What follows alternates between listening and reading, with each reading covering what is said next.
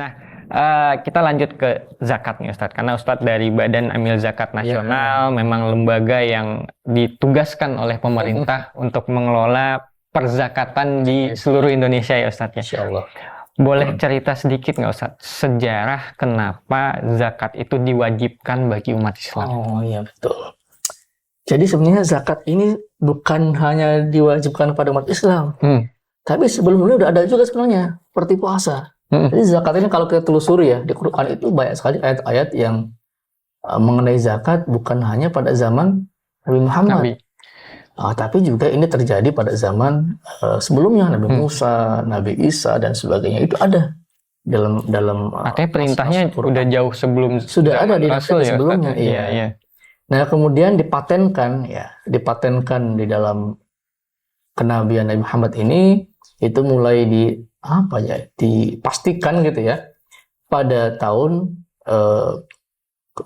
kedua Hijriah. Kedua Hijriah. Jadi setelah Nabi Muhammad itu hijrah kembali ke hijrah ke Madinah itu 2 tahun setelah itu diwajibkan atas turunnya ayat misalnya At-Taubah ayat 103 ya khudz min amwalihim itu sebagai tombak diwajibkannya zakat. Tapi sebelumnya itu sudah ada. Nah ini dalam bahasa syar'i ada namanya ini syar'u man qablana. Ini sebagai diskusi aja. Apa itu Ustaz? Jadi apakah syariah nabi-nabi sebelumnya itu otomatis wajib syariah itu dilaksanakan oleh umat Islam? Nah ini pembahasannya itu syar'u man qablana.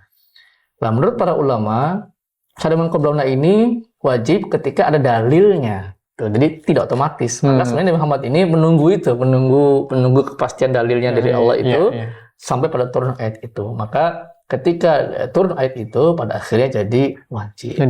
Seperti puasa. Nah, ada kan nabi-nabi sebelumnya, tapi ada Al-Baqarah misalnya dikatakan ada ini kan berpuasalah gitu ya. Diwajibkan puasa bagi. Begitu juga ya betul. Begitu juga sholat sama Nabi sebelumnya ada sholat juga. Kemudian jadi itu bahasa Roman Qoblah dan zakat ini juga kembali diwajibkan kepada umat Islam. Maka ini kita lintas agama ya. Agama lain juga ada selain ya bukan zakat. Jadi sebenarnya oleh karena itu kita lebih yakin bahwa Nabi Muhammad ini bukan nabi yang baru, tapi nabi penerus nabi-nabi sebelumnya. Itulah estafet dari Nabi Adam sampai Nabi Muhammad itu terjadi. Maka bukan Nabi Muhammad kan yang membuatnya, tapi ya Nabi Ismail. Tapi Nabi Adam sebenarnya udah ada menurut riwayat ya. Adam, Ibrahim, Ismail, kemudian Nabi Muhammad. Sholat, jadi Nabi Muhammad ini penerus. Jadi zakat ini sebenarnya meneruskan dari ajaran nabi-nabi sebelumnya. Itu kurang lebih. Jadi sebenarnya ini bukan ajaran yang baru di zaman Rasul ya Ustadz ya, tapi sudah lama, cuman Rasul menunggu paten dari Allah terkait dengan dalil zakat ini ya Ustadz ya. Siap. Jadi gitu historisnya teman-teman, mungkin buat teman-teman yang belum tahu. Nah, kita lanjut Ustadz. Pertanyaan selanjutnya. Zakat ini saya yakin banyak. Mungkin teman-teman sering dengar kalau kita mau lebaran berzakat fitrah gitu kan. Terus ada juga yang namanya zakat mal. Boleh cerita nggak Ustadz? Apa aja jenis-jenis zakat dan perbedaannya secara singkat apa Ustadz? Oke. Jadi zakat itu ada 2 ya. Kalau dalam At-Taubah ayat 103 itu dikatakan khudz min amwalihim shadaqatan tutahhiruhum wa tuzakkihim biha. Tutahhiruhum wa tuzakkihim. Jadi untuk mensucikan harta dan mensucikan jiwa. Zaki itu tohiru tadi itu harta sebenarnya. Sebenarnya kan yang satu laginya itu zaki itu menyucikan jiwa. Jadi sebenarnya komposisi zakat itu yang paling besar itu mana? Harta sebenarnya. Zakat harta. Baru setelah itu jiwa. Zakat itu 2 itu.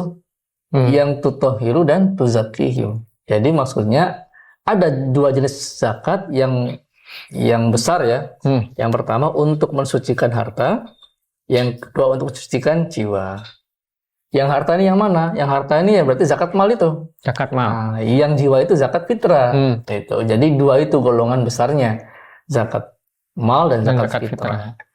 Tapi kadang-kadang di masyarakat kita ini zakat itu zakat fitrah, itu salahnya kadang-kadang. Zakat malnya ini kelupaan. Nah, ini yang keliru di sini. Maka kadang-kadang ada zakat tuh masih banyak orang miskin, masih banyak orang kesusahan ya karena pada nggak sadar bahwa zakatnya zakat fitrah yang cuman berapa? Cuma beras 2,5 kilogram itu gitu. Jadi itu untuk mensucikan jiwa pada saat kita masuk ke bulan Ramadan dan Idul Fitri dan supaya pahala kita nyampe ya. Kita bayarkan zakat fitrahnya. Kedua ini kemudian kita bahas. Zakat fitrah ini wajib ya kepada semuanya tanpa terkecuali, termasuk mereka-mereka yang fuqara masakin. Karena untuk jiwa, setiap yang memiliki jiwa. Bahkan kepada janin yang masih di kandungan pun diwajibkan untuk zakat fitrah. Bahkan bagi mereka yang nggak punya sama sekali harta, wajib zakat juga. Caranya gimana? Baitul Mal menanggung zakatnya. Jadi kalau ada Baitul Mal, Basnas misalnya tidak menanggung orang yang tidak bisa zakat fitrah, dosa itu Basnas. Misalnya nih, ada 5 orang, Pak saya itu nggak bisa zakat fitrah gitu. Oh, nggak punya apa emang? Apa yang mau dibayarkan? Udah nggak ada uang, nggak punya, harta nggak punya, beras nggak punya. Wajib ditalangi atau dibayarkan oleh Baitul Mal, oleh ya bisa Basnas, bisa lembaga-lembaga lain, bisa pemerintah juga itu. Sampai seperti itu kewajiban zakat fitrah. Artinya semuanya.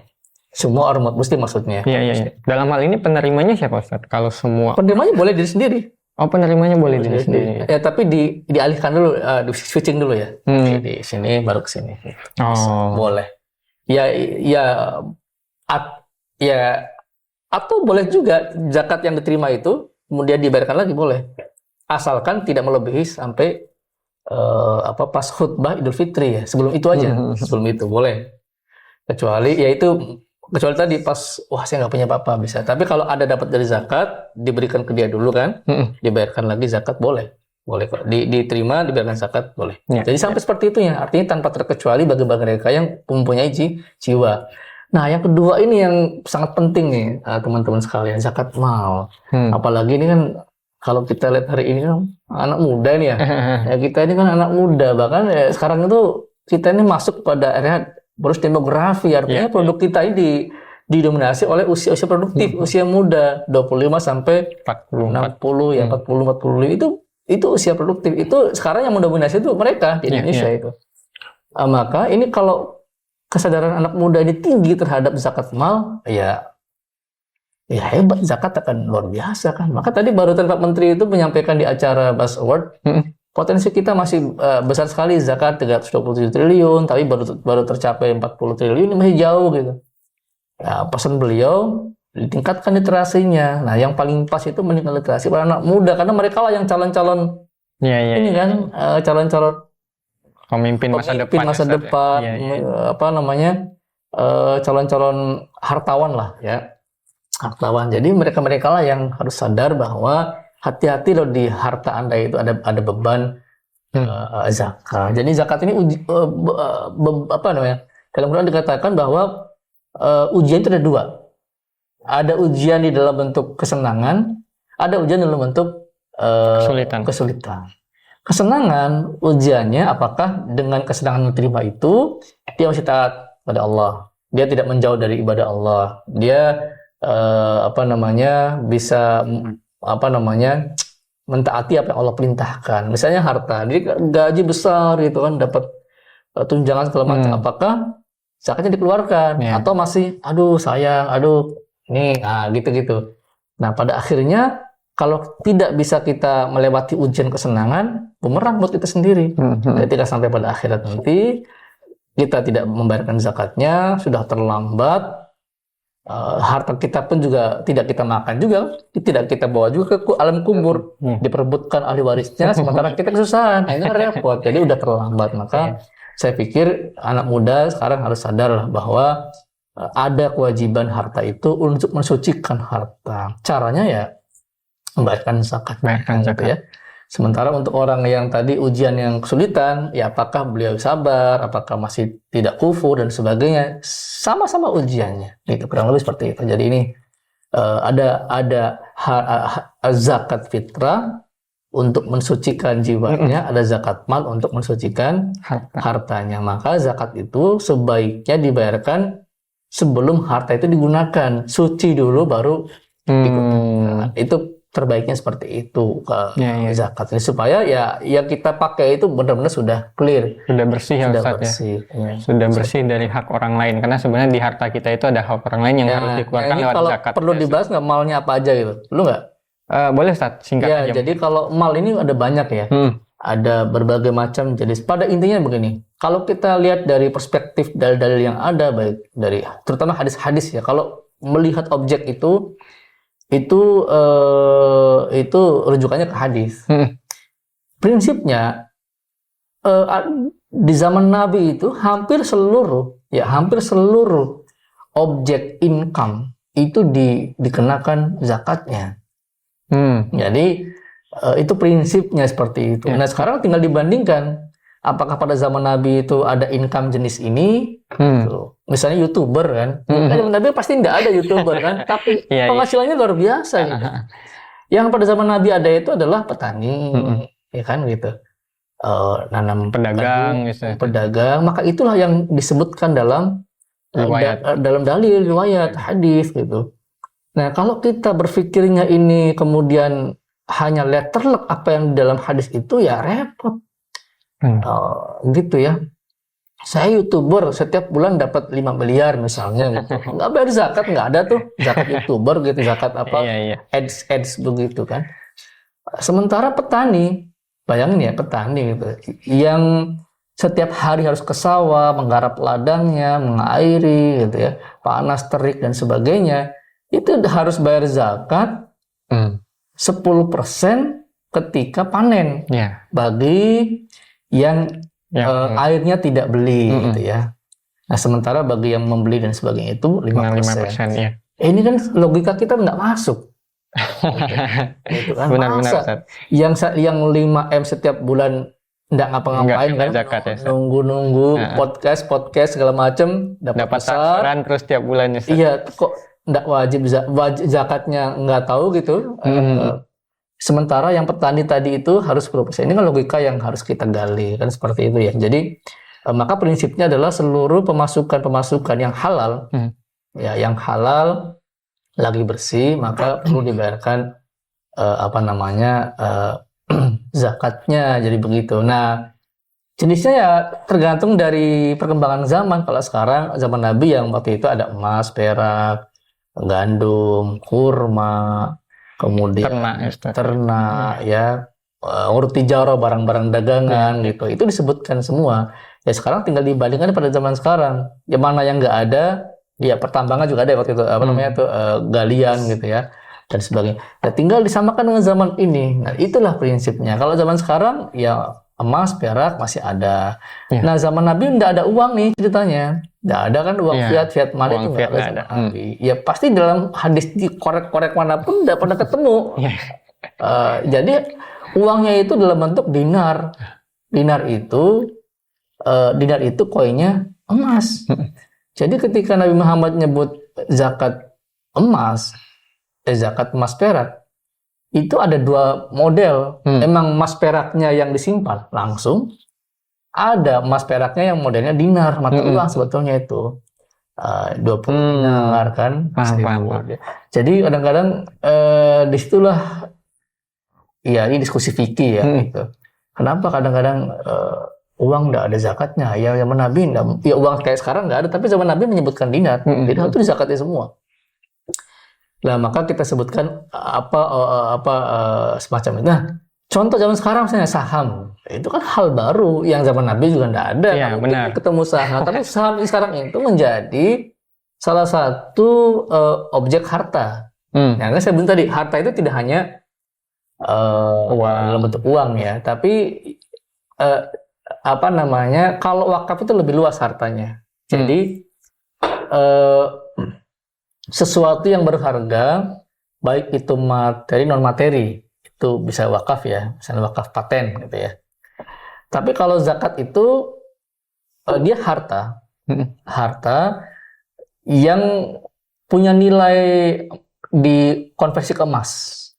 Nah, itu apa aja? Misalnya saham punya nilai kan. Nah, kalau konversi ke emas ya bisa juga nilainya berapa itu harta. Jadi seluruh harta itu ya saya pikir otomatis sudah menjadi objek zakat, termasuk saham, termasuk sukuk atau obligasi, termasuk surat berharga lah gitu berharga lainnya, ya termasuk reksadana, apapun jenis-jenis harta. Kalau di undang-undang itu ada 9. Ini kita kembali ke undang-undang ya. Kalau di undang-undang zakat itu ada 9 jenis harta yang diperintahkan oleh undang-undang untuk ditarik Basnas, untuk ditarik zakatnya oleh Basnas gitu ya. Bahasanya begitu. Ada zakat emas, perak, zakat uang ya. Ada zakat uang itu surat berharga masuk di situ. Surat berharga gitu. Artinya saham juga ada di situ kan. Kemudian ada zakat peternakan, ada zakat pertanian, ada zakat industri, di sana ada zakat pertambangan, ada zakat perdagangan, ya. Satu lagi nanti kita lihat lah. Pokoknya ada 9 situ jenisnya, ada 9 jenis itu. Itu yang diwajibkan. Nah, kalau kita melihat perspektif syariah, ini syariah ya. Maka ada istilahnya gini, al-hukmul hakim yarfa'ul khilaf gitu. Jadi ada perbedaan-perbedaan di luar sana diskusi, ini wajib zakat atau tidak, ini tidak wajib, dia bilang wajib zakat. Nah, ada kaidah fikih begini, ketika pemerintah sudah menentukan ketetapan hukum, maka selesailah perbedaan pendapat tadi. Jadi kalau kita sebagai warga negara yang baik, umat muslim yang baik, maka kita rujuklah undang-undang zakat yang mana itu menjadi hukmul hakimnya gitu, ketentuan pemerintahnya. Maka ya perdebatan dan segala macam itu barangkali kan kita lihat YouTube nih, macam-macam kan pendapat. Ustaz, ini seperti ini, banyak Ustaz. Ini seperti ini. Ya itu memang begitu kalau dalam perspektif fikih ya. Fikih itu kan ulasan hukum, tapi yang ditentukan itu yang ditentukan itu ya sesuatu yang ditetapkan oleh pemerintah. Jadi gitu kurang lebih ya. Jadi undang-undang itu untuk menghindari perdebatan fikih yang terjadi di antara para ulama ya Ustaz ya. Iya betul. Siap. Nah, sebelum kita lanjut Ustaz, kalau mau minum. Oh iya, Ustaz, boleh. Saya ada pendapat tadi agak boleh, udah ya. lumayan lama kita ngobrol, takutnya Ustaz seret nih.